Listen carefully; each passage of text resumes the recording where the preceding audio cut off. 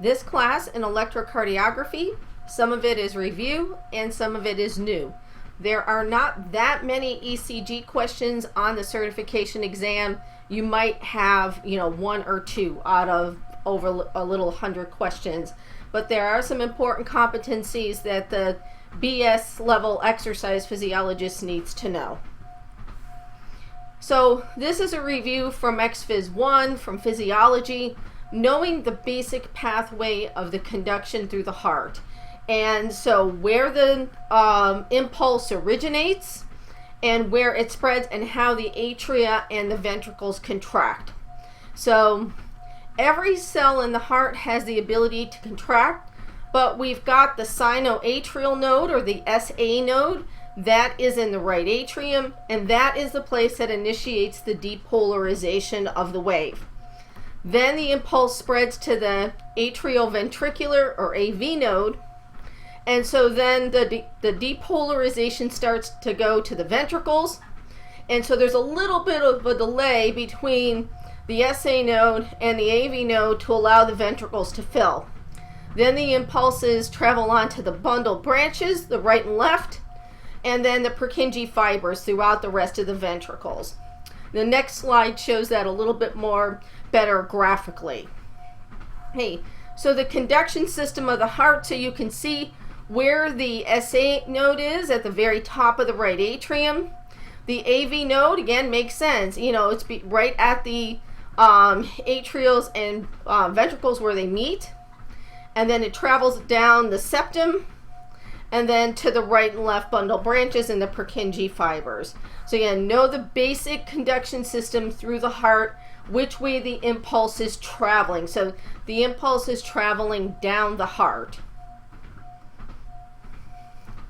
The electrocardiogram, abbreviated ECG, or you will sometimes see it EKG, the traditional, the German spelling. But most places use ECG.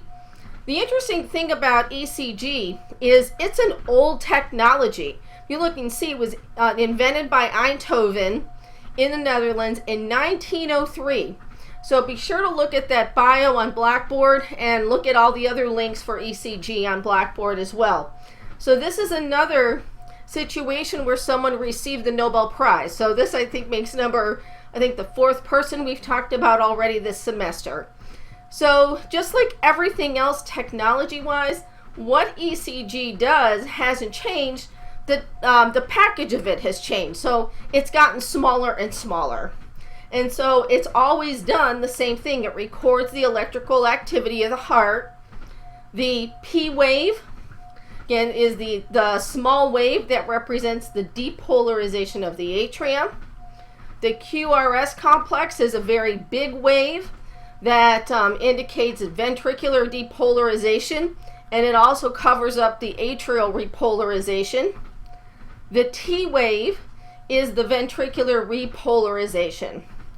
And so there are a lot of abnormalities. So if you know your basic PQRST and what it should look like, then the ECG can be used to detect abnormalities, such as heart disease, myocardial ischemia, so lack of blood flow to the heart muscle. And so this is an example of a historic ECG. There's also the link on Blackboard. So the ones we have in the lab are basically a laptop-based system. So it's gone from this huge machine that used to take up almost an entire room, where the person would have to submit their feet in buckets with sodium and chloride, salt baths, to conduct electricity. We don't need anything like that. So the technology's gotten much, much smaller, but this is the original, one of the original machines of what they look like.